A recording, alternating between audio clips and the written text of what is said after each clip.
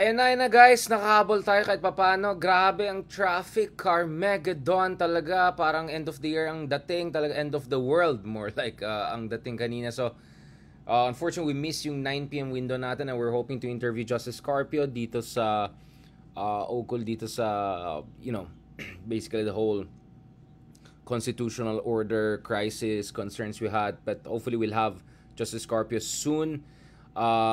I had no idea the traffic would be even worse than I thought. Medyo napatagal lang din ang mga usapan throughout the day.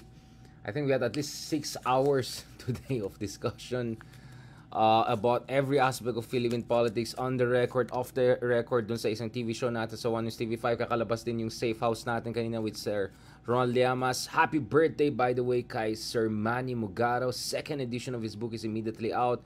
Congratulations naman. Ito guys, of course, kanina lang sabi ko magpa-post pa lang ako ng ganun, biglang nakita ko yung may pinost si Senator Trillanes at sabi ko, boom, buya ka siya, kuha mo. Kasi basically, eto na tayo guys, gusto ko na mag-congratulate dun sa ating mga kaibigan, ating mga out of nowhere, good governance champions, or yung ating mga kaibigan ng champion ng good governance, napaka-anti-corruption, nakakadiri daw kayo, di ba? Sabi nga nung isa, di ba? Ito talaga yung mga natin mga champions natin, mga galit na galit sa corruption ng ating mga politiko, mga kaibigan. Ito yung mga kaibigan na parang hindi ko maalala ano ulit yung sinabi nila back in the day. At biglang ngayon guys, galit na galit lahat, nandidiri na yung mga ating mga politiko. Yung isa nga, di ba parang convicted pa. Wala akong sinasabi sa Napoles.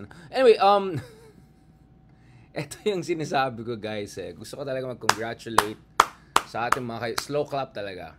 Congratulate sa ating mga kaibigan. Yung iba, I never heard a thing from them throughout basically a decade or at least 8 years from 2015 to 2020, even almost 2020, wala akong narinig sa kanila. Biglang lumilitaw out of nowhere. Yung iba naman, galit na galit sa flood control projects. Bigla ngayon.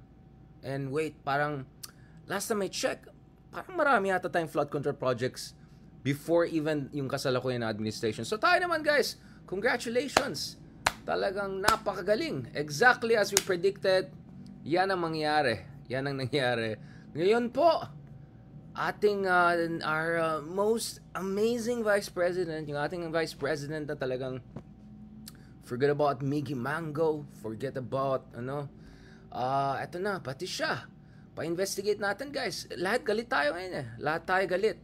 Biglang lahat ay anti-flood control projects. Biglang lahat champions ng good governance. Nakakadiri nga daw, sabi ng isang politiko guys. So, yan ang sinasabi po natin. This is exactly what I've been warning about for a long time. Sabi ko, absolutely, let's go for anti-corruption. But never allow na ma-hijack ito ng ating mga kaibigan na napaka squeaky clean, perfect ang track record pagdating sa kanilang good governance record. Yun ang sinasabi natin. And this is exactly what I'm talking about guys. This is exactly sinasabi namin. January pa lang sinasabi ko yan. December pa lang, if I'm saying, sinasabi ko na yan Push for anti-corruption. But make sure you're consistent. Make sure may nasabi ka rin back in the day. Hindi lang biglang kahapon. Biglang make sure hindi ka lang naging overnight hero. Johnny come lady. Biglang diba? Yan ang sinasabi. At most importantly guys, make sure no matter how good your intention is, no matter gaano ka-pure yung intention mo, make sure hindi ito gagamitin ng mga ating mga kaibigan na obviously alam natin may iba-ibang agenda. And this is exactly what I've been warning about, guys.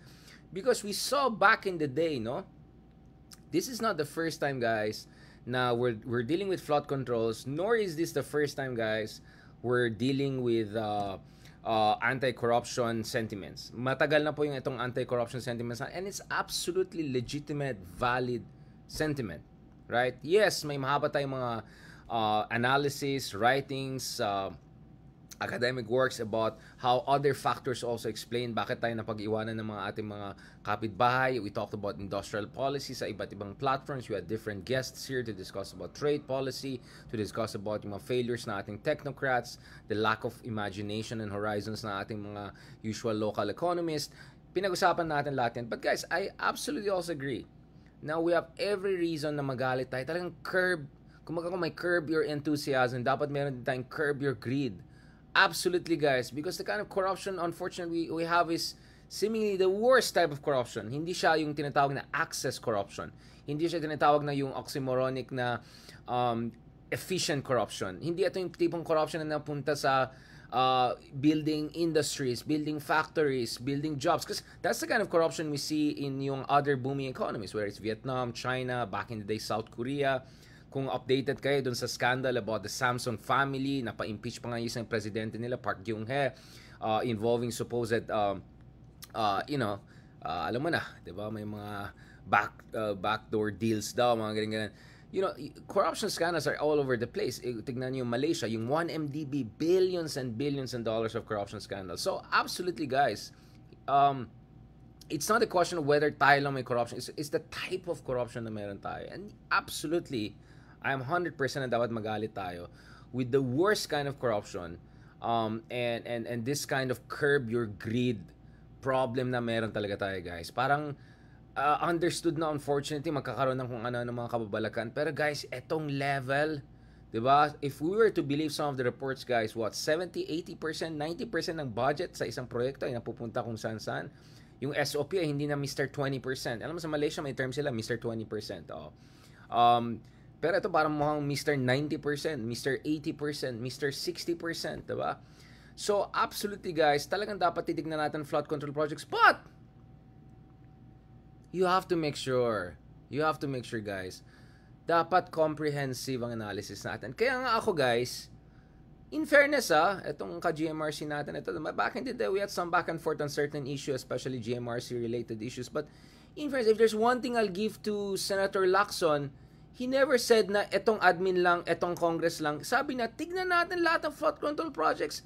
Because guys, tignan na naman kay horror. 1 trillion daw ang potentially ginastos natin throughout different administration, diba? Sa flood control project na yan. So guys, I'm absolutely for right timing and then also the right method. Right timing and right method.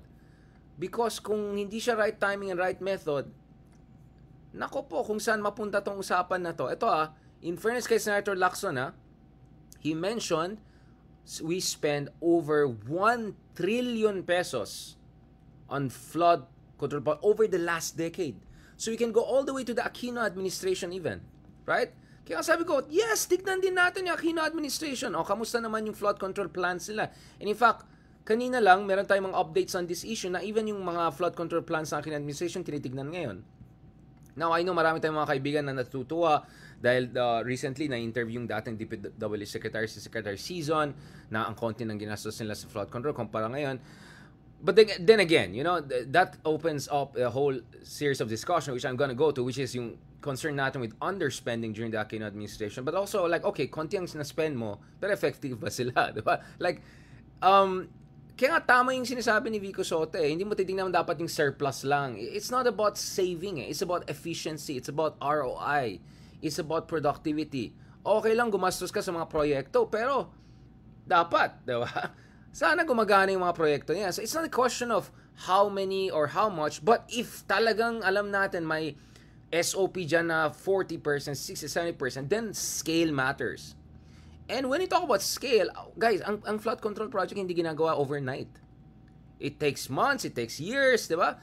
So, ang hindi ko maintindihan ngayon is, bakit yung ibang kaibigan natin na biglang galit na galit sa flood control projects, na biglang champions ng good governance, na biglang dining-diri sila sa corruption, parang walang sinabi masyado back in the day. Because just to put things into context, no? Again, as I said, we should push for anti-corruption, but A, you should cover multiple administration para hindi unfair. B, dapat ito conducted by people na walang kinalaman sa any of this administration or didn't work in any of this administration high level at the very least. At the very least. Kaya kung ikaw ay nagtrabaho sa itong admin na to, tapos ang gusto mo lang pag-usapan flood control ng kabilang admin, Pero wala kang sinasabi sa ganitong admin, ay may problema tayo. Lalong-lalo na kung ganito po ang sitwasyon natin, 'di ba? So again, kaya nga sabi ko, kudos kay Senator Lacson, at least tinignan niya throughout different administration and different times. Hindi pwede na isang administration ang titignan mo, or dalawang administration lang, or isang taon lang, or 2 taon lang, 'di ba? So if you look at it, ito guys, ito yung report, yung final SONA ni Digong. They had 11,340 projects spread all over the country. This is from SONA ni Digong, yung huling SONA niya. So actually, hindi pa yung final number. By some estimate, lumampas pa sa 12,000 yung final number. Diba? Again, you can check this out on your own, guys. All of these materials are available. I'll put the link down there. You can check it out. Yan ang problema natin, mga kaibigan. Yan ang problema natin, mga kaibigan. Na biglang meron tayong ganitong situation, na biglang galit na galit sa flood control. Bakit ganun?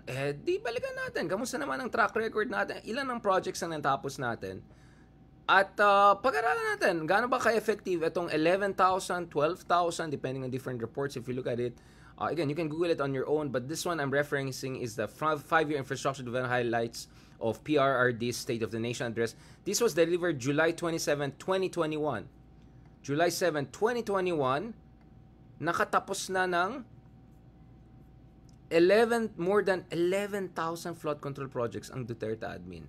Guys, come on. So for flood prevention, mitigation, control, the DPWH, this is by 2021, completed a total of 11,340 projects spread all over the country. 7,782 sa Luzon, 1,752 in Visayas, and 1,806 in Mindanao. Kaya again, dun sa mga ating kaibigan na biglang nagpapa-audit, medyo concern na concern. Kamusta naman ang DPWH projects back in the day during Digong? Why not pag-aralan natin itong 11,000, actually more than 12,000 based on some accounts that I've seen, no? Again, you can check this on the website of DPWH. Kung ayaw nyo maniwala sa Grok, okay lang sa akin yan. I-google yung yourself. So, that's why I brought this out. So, of course, kung tinatamad kayo, madali naman i-ano ng AI yan because the data is completely out there, right? The data is very available. So, you can actually see a breakdown year by year under different administrations, especially under... So, if you look at the past decades, sinong pinakagumastos? Diba? I think, or pinakadaming numero. So, kung tinatamad kayo mag-research, i-grok nyo yan, nakalagay. Ito yung allocation based on DPWH data, 671 billion nung 2016, 123 billion nung 2019, 102 billion 2022, 128 billion nung that's 2022, 102 billion 2021, 90 billion 2022, 91 billion 2019, 123 billion 2018, 73 billion 2017. Again, but as I said, kung ayaw maniwala sa Grok, okay lang yan. Check nyo lang yung mismo website ng DPWH. Lalabas talaga lahat yan, guys. So, yun ang sinasabi ko. So, biglang nagmamaganda yung ibang kaibigan natin na ka-DDS. Ito na talagang sorry na lang. I have to say, yung mga kaibigan natin na napakalaki ng taas-taas ng position ng panahon ni Digong. At ngayon, galit na galit sa flood control project. So, ako, simple lang naman tanong ko kamusta naman yung flood control nyo back in your day, di ba? Why not study all of them? Di ba? Para kompleto tayo, di ba? Kasi lahat naman tayo, guys, nandidiri tayo sa corruption Nakakadiri, di ba? Nakakadiri nga. Sabi nung isang napakahusay natin na senador, nakadiri daw kayo noong August 19. Sabi ng pinag-usapan, okay, sige, biglang galit tayo ngayon. Alright, okay, pag-usapan natin. Kamusta naman yung 11,340 projects finished by 2021 pa lang and more than 12? Yan ang sinasabi ko, guys. Kaya, for me, go for it. Go for anti-corruption. But, consistent tayo. At ako, wait lang, bago maging champion ka ng good governance, kamusta naman ang track record natin? Ano bang sinasabi natin ng panahon ni Digong? Ano bang sinabi natin ng panahon ni Pinoy? Actually, we can even start from the very, very beginning. Wala namang akong problema dyan. I mean, we can go all the way back if you want. Wala akong problema. But for me, at the very least, go across different administration. O ayaw mo na Marcos versus Duterte. Di, sama mo na rin si Aquino. Kaya ang maganda rin nangyari kanina kasi hiningi na rin pati yung detalye ng Aquino era plans. Okay, good. Dapat ganun, guys.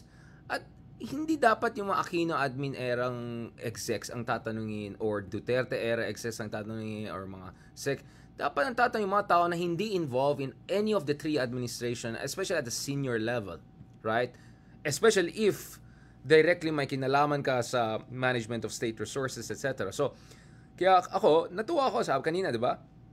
Aquino admin flood control plan not turn over to current DPWH execs yet, kanina yung report. So, for me, okay, let's go all the way to Pinoy. Why not? Why not? Di ba? Para ano tayo? Let's look at Pinoy, let's look at Digong, and don't give me this nonsense na, hindi, kaya lang natin ngayon. Guys, if you want to do it properly, then do it properly.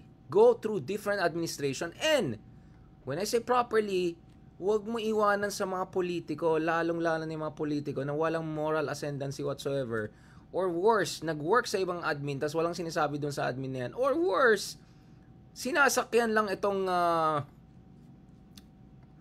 issue na to para naman, tanggalin natin, para naman makalusot dun sa sarili nilang mga kamigi-manggoan, diba? So, yun ang sinasabi natin, guys. It's very important that if we're gonna do anti-corruption, we do it properly.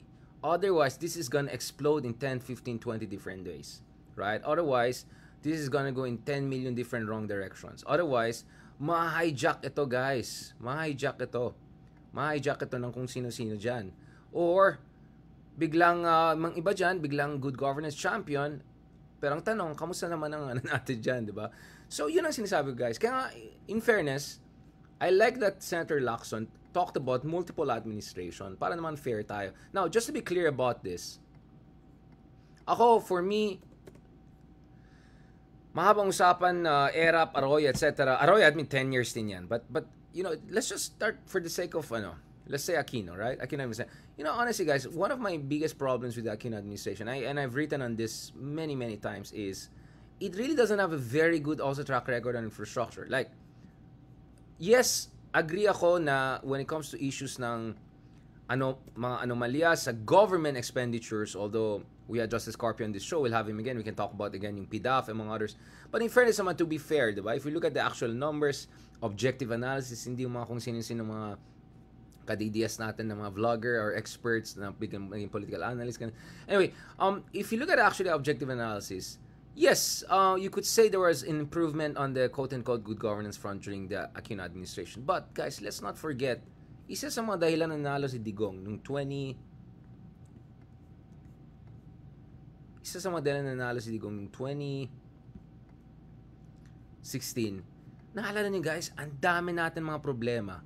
Yung tanimbala. Although yung tanimbala, I would say, baka parang mukhang sabotage yun Suspicious yung nangyari. The timing also before elections. Look at yung mga, inquiry na yan, progress, and liberal yan, diba? Rickety trains, aging airport spoil Aquino's parade.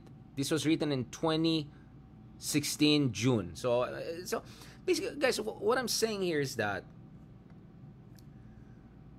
you have to look at across different administration to see bakit tayo nandito. Diba? You have to understand bakit tayo umabot dito. For me, isa sa mga pinaka-shortcomings ng Duterte Aquino administration was underspending.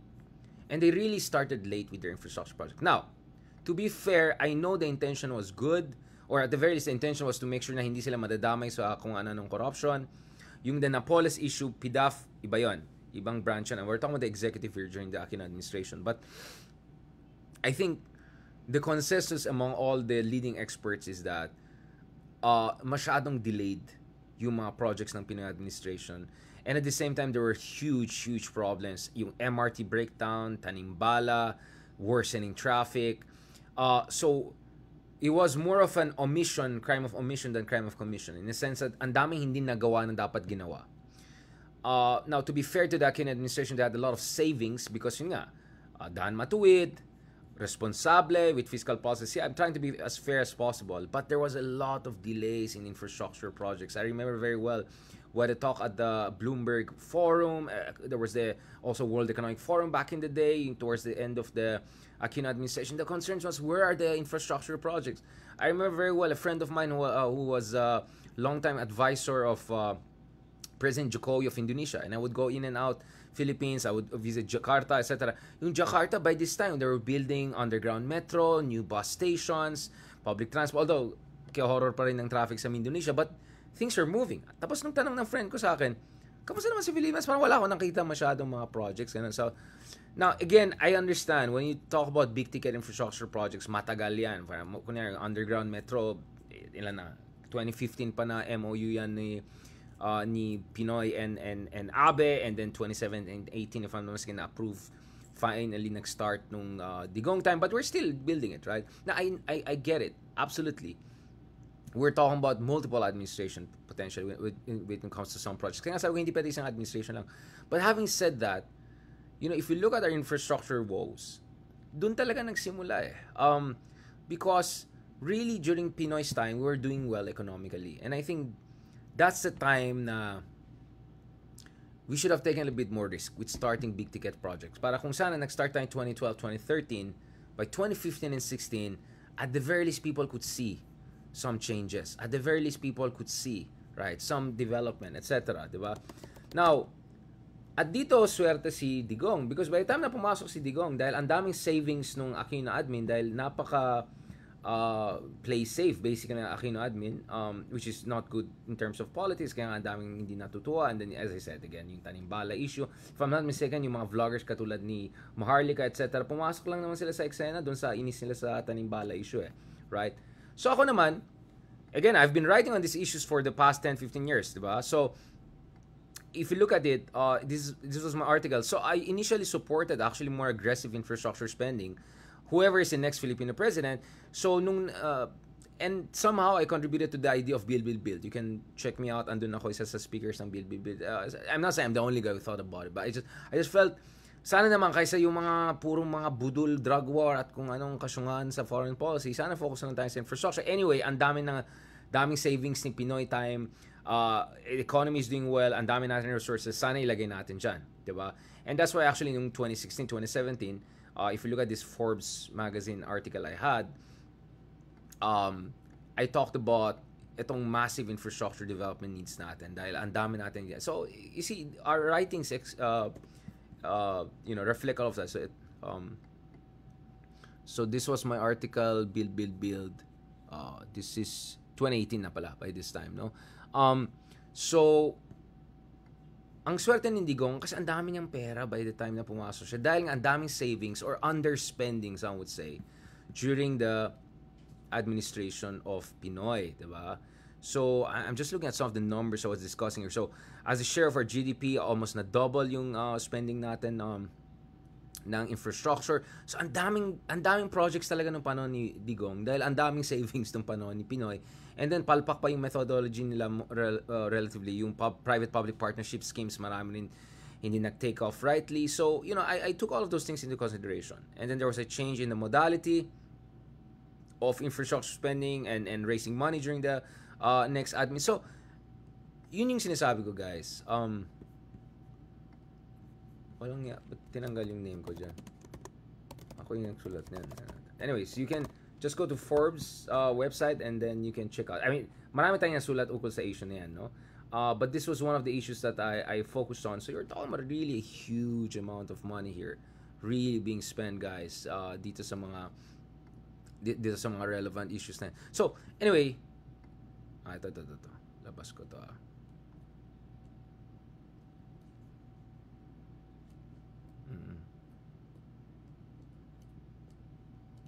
Okay. Anyway, ito. So, andito siya. Anyways, it's under my name. You just put Haydar, Richard Haydar sa Forbes. Go to the website, lalabas yan. Anyway, all the details are there. Ito. Kasi kanina, sabi mo lang yan, tinanggal yung pangalan ko. Ito. Ito. So, I wrote this 7 years ago, right? Although, of course, the research was 8, 9, 10 years ago before it went into that. Ito. Kasi nga, biglang, ba't andiyan siya pero wala yung pangalan ko? Ito. So anyway, what I'm saying is that hindi katulad ng mga Johnny Come Latest na biglang ang daming alam sa mga bagay-bagay ngayon at saka mga ganyan. Okay, this is similar lang pala. But anyway, so I was also looking at the investment booms, I was looking at the transformation. Ang daming mga factors na tinitingnan natin. Anyway, I wrote a lot because I really genuinely realize we need to really catch up on infrastructure spending. If you look at the Asian Development Bank report, for instance, more than a decade ago, ang concern din talaga nila na ang laki ng infrastructure spending needs ng Philippines. So anyway, just to be clear about this, yes, tama, rising tiger tayo, panahon pa lang ni Pinoy. Again, let's get the number right, the chronology right. So we had the momentum. We had increasingly the resources. Pero yun nga sayang hindi natin na-leverage yung panahon ni Pinoy. So again yung mga ka-DDS natin ng mga technocrats, naging tiger lang tayo. No, actually this was 2013 pa lang. Panahon pa lang ng Pinoy, we're already being called Asia's rising tiger economy, right? Again, I don't want to say thanks to Pinoy lang. Of course, thanks sa atin lahat, literally sa lahat ng Pinoy, dahil lahat naman tayo naghirap. But I'm just saying, let's get some of the facts right here, diba? Sabi nga ng kabilang channel, facts first. So again, this is 2013. The head of World Bank Philippines said Philippines is Asia's right. So we had the growth, we had the momentum, we had all of those things, pero yun nga, hindi, honestly, lack of political will and decisiveness. And I would say, I wanted to say creativity, but then PDAF comes to my mind, and then mahabang usapan na naman yan. But I'm trying to be fair. I think there was an effort naman to expedite with, hindi PDAF, sorry, DAP, sorry, Disbursement Acceleration Program. PDAF is, kasi purong flat ko na isip ko, yung DAP, Disbursement Acceleration Program. There was an attempt, but what I'm saying is that I think anyone who's objective knows na kulang talaga tayo noong time na yun. Kaya nga, you will even have,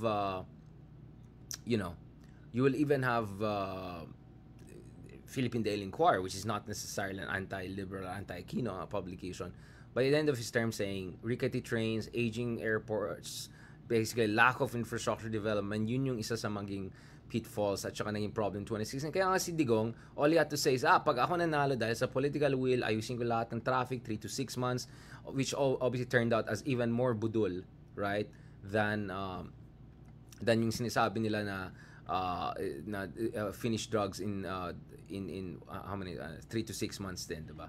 Anyway, so what I'm trying to say here is that that's why you have to have a longitudinal understanding of these issues. Saan nagsimula, or saan dapat tayo magsimula? As I said, we can go all the way back to the colonial era if you want, but at the very least, sabi ko, tingnan natin yung isang dekada, diba? So by the time Digong was there, ang dami na natin resources and pera, and kaya nga ang dami rin natin pera para gumawa ng mga ganitong mga flood control and all. That's what I'm talking about. Kaya ako, for me talaga, napaka-problematic when you have certain people na biglang ngayon ay concerned sa flood control spending out of nowhere, or biglang lumitaw lang ng isang taon, or isa parang, wait, nasaan kayo all those time during Digong? Or gusto lang nila mag-focus sa isang admin. Ako sabi ko, all 3 admins, para fair. And hindi dapat tayo magpapadala, guys. Hindi dapat tayo magpapadala sa mga politiko na questionable yung kanilang agenda dito. Diba? Yung iba, na gusto maging hero. Pero ayaw nila tignan yung panahon na sila yung nasa poder. Hindi pwede yan. Yung iba naman, hindi ko lang, gusto maging hero din, na biglang lumitaw out of nowhere. Yung iba naman, para makalusot doon sa kanilang mga sariling skandalo, gusto nila pumasok. Yung iba naman, they have political scores, right, to settle. Hindi na natin kailangang pangalanan mga yan. I think it's easy to connect the dots, diba? But it's not even about personality. It's for me, it's not about X, Y, and Z. Ito ay tendency na nakita natin all around the world. Kaya I talked about the case in Brazil. I really suggest guys to check the case of Brazil, yung Operation Car Wash. So there were legit investigation about this massive corruption scandal, Operation Car Wash. But next thing you know, na-hijack siya ng mga politically interested people. So yung mga people nila sa Department of Justice nila na may sariling interest, right? May sariling interest to bring down yung leftist party. Next thing you know, but yung mga centrist natanggal rin kasi nadamay din sila. Next thing you know, like, until si Bolsonaro na lang natira, diba? I mean, like, and then later on, napansin nila, may mali din pala yun dun sa investigation kasi pinolitikan naman ng kabilang. I think it was a mess. It was a total mess. So I really suggest people to check that out. And if you're more documentary minded, I really suggest, nasa Netflix yata, Age of Democracy yata. It's a very good documentary. It looks at the case of Brazil. and how na-weaponize yung anti-corruption. I think that's the best Edge of Democracy. Yeah. This is a very, very good documentary kasi insider's account yan of how basically na-weaponize yung anti-corruption investigation. That's basically my point today. We should fight against corruption, but we should do it in a way na hindi ma-weaponize ng self-interested, questionable characters or Johnny-come-latest. And at the same time, guys, we have to also make sure this is done properly. And we look at not only one administration, we look at least at 1 decade, and we look at, especially yung isang admin ang pinakamaraming projects, tignan natin yan, di ba? Kaya ako, ang mungkahi ko talaga dito is, sana, gumawa tayo ng, I don't know, a national task force or a special investigation body na hindi man by anyone who has served at the senior level in any of this current administration. Kasi obviously that raises immediately questions of either conflict of interest or paepal or palaing as we say in Ilocano, or worse, right? So my suggestion is maybe get a couple of technocrats, people from different civil society groups, people with relevant expertise, na para alam natin, guys, unang-una, honestly, like, I could think about someone like Ma'am Mendoza, right? Heidi Mendoza. Maybe get Heidi Mendoza. Kasi, see, Heidi Mendoza, in fairness to her, in the case of Heidi Mendoza, she didn't work for any administration. She worked for our, basically, civil servant. I suggest, guys, check that out. The Edge of Democracy is fantastic documentary. It shows you guys ang dali i-weaponize yung mga anti-corruption investigations and corruption scandals ng worst kinds of people to push for worst kinds of agenda and all of that. So very, very important. So let's fight against corruption, but let's do it properly. Maybe a national task force, a special investigation body. Let it be headed by someone like Heidi Mendoza, someone, a civil servant, my expertise auditing, or let it be led by a kind of, a commission composed of people who never worked with a specific administration, or alam mo naman na wala silang bahit na utang na loob or anything to any of the recent presidents, and then we work it from there. Otherwise, if we do it wrong, kung saan tayo mapunta. And just to tell you that we're actually, just to tell you what I was been warning about, just look at how many very questionable people are suddenly sinasakyan itong issue ng flood control projects. At yung isa nga, biglang pa-investigate yung mga congressman yan kasi ako yung inanan nila, di ba? Di ba? I mean, come on, guys. Hindi naman tayo pinanak kahapon di ba? Alam naman natin ang pwede mga mangyari dito. So, this is what I've been warning about over the past year. Sabi ko, ingat talaga tayo. Let's do this properly. Let's look at Marcos admin, but let's look at Duterte. Let's go all the way to Aquino. Let's look at all of these projects. Right? Lalong-lalo na kung yung isa, lampas sa 11,000 ang natapos nilang infrastructure projects. Anyways, these are all facts. You can check it out there. All the facts are there. All the links I can post it there. You can check it out on your own. And tell me what is wrong with not trusting people who clearly, have an agenda to just focus on this side of the equation rather than that side of the equation because either they work in a previous administration and another sense, or they have every reason na hindi mapunta sa kanilang attention or ma-deflect yung attention. Alam na natin yan, guys. We don't need to force the point. So, I don't know. I mean, Heidi Mendoza, someone na civil servant, accounting background, auditing background, maybe, I don't know, bring in Singaporean international auditing body to do it. There's so many ways to do it. Thanks to AI, analytics, and dami natin ways to go through all the data that we have, all the projects that we have, and we can do a proper analysis. Kayang-kaya yan, guys. In the age of analytics and AI, kayang-kaya to go through all of that and then get someone na non-partisan, or at the very someone who didn't work at the senior level in any of the current administrations to run it properly. At yun ang mungkahi talaga natin. Nakataon na, if BBM is the president now, if he really means it, if he's really sincere about it, go ahead, sir. Do it. Because this is what we need, guys. Otherwise, ma-weaponize ito. And next thing you know, change topic na. At alam naman natin, gustong-gusto ng tao ng change topic. Speaking of change topic, guys, sayang, hindi ko dinala yung Nakita niyo yung nag-change tone, yung boyfriend niya. Yan ba yan? Yung mga kamaga natin dyan. Biglang kahapon, napakaganda daw yung jacket ni Zelensky, di ba? Biglang bati sila, change tone din sila. Hindi lang palang mga kadidiyas natin, tsaka bati mga kamaga rin natin, change tone bigla sa mga bagay-bagay. But anyway, that's what I'm saying, guys. If you're not vigilant, if you're not smart, if you're not thinking about the bigger picture, nako po, kung saan tayo mapunta. At yun ang dapat avoid natin. On that note, maraming salamat guys. Pasensya na, we missed the window kanina. I was hoping to have Justice Carpio on our show, but we'll hope to have him soon. I'm also trying to have Heidi Mendoza on the show. And by the way, I suggested her not because I'm interviewing, is actually the other way around. I thought, why not interview her? Because I thought about her as someone na hindi nag-work sa any specific administration, civil servant, auditing expert, and I think someone who definitely deserves more and more, basically, more people have to pay attention to her legacy, to her advocacy, and what more she can bring sa ating demokrasya for the purpose of transparency and accountability. On that note, thank you very much. God bless, guys, and talk to you soon.